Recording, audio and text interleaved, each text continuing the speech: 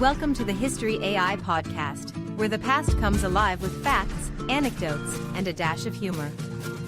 Here are your hosts, Chuck and Marco. Hey folks. Welcome back to another episode of the History AI podcast. I'm Chuck. And I'm Marco. Today, we'll be diving deep into the life of Haym Salomon, a name you might not have heard, but after this episode, you won't forget. True that, Marco. Salomon was a revolutionary, literally, and financially.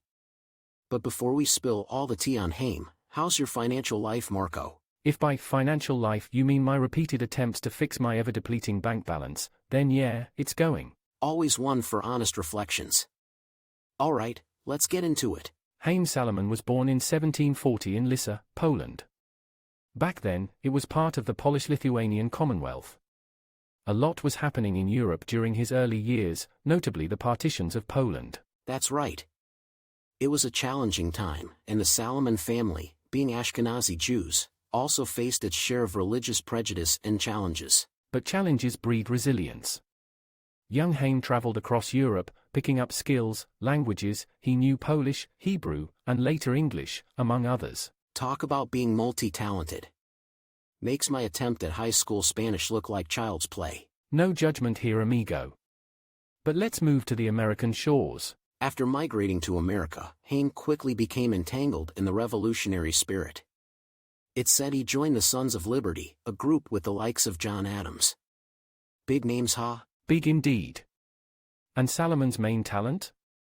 It wasn't just fighting with a sword, it was finance. He started as a financial broker in New York and was responsible for several transactions that helped keep the revolutionary cause alive. Money makes the world go round, and in this case, it helped spin the American Revolution. Well put. As with many revolutionaries, Haym's involvement didn't go unnoticed. He was arrested by the British in 1776, accused of being a spy. Oh, and let's not forget where they kept him, the infamous Provost, a prison where conditions were, let's just say, not 5 stars. More like -5 stars, if that's a thing. But here's where Salomon's real heroism shines. He was made an interpreter due to his linguistic skills. And while this could have been an opportunity to just save his own skin, Haym did something remarkable. Yep, he used his position to help other prisoners. Whether it was smuggling in supplies or aiding escapes, Haym was the guy you wanted in your corner. Think of him as the Shawshank Redemption guy of the 1700s, minus the elaborate tunneling. Absolutely. Once released, Salomon didn't pack up and head for a beach in the Bahamas. No, he doubled down on his revolutionary efforts, especially in the financial domain. This is a key point. When the American government was almost bankrupt, Salomon, along with others like Robert Morris, played a crucial role in ensuring the war was funded. Morris and Salomon. Sounds like a detective duo, doesn't it? If by detective, you mean sniffing out funds, then yeah. Quick pause here, folks. Before we jump into Haym Salomon's lasting impact, here's a word from our sponsors. Introducing the game changer in energy boosts, Strike Force Energy. Elevate your drinks without the sugar, without the calories. Whether you're hitting the gym, the office, or the great outdoors, a dash of Strike Force Energy supercharges your drink and you. Dive into strikeforceenergy.com to explore. And hey, here's a little spark. Use code UTSALAX24 at checkout for a cool 20% off. That's UTSALAX24.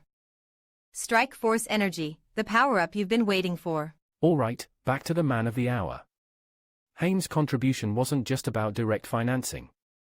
He influenced several key players and left an indelible mark on the birth of the United States. And we can't overlook this, Salomon never really sought repayment for many of his financial contributions.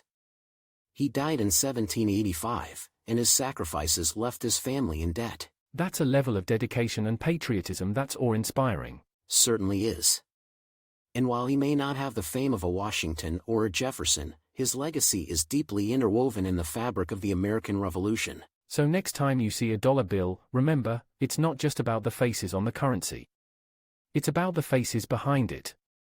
Faces like Haym Salomon. Well said, Marco. And on that note, we wrap up today's episode. Thanks for tuning in, folks. Remember, history isn't just about dates, it's about stories, like Haym's. Absolutely. Don't forget to like, subscribe, and share the podcast. Until next time.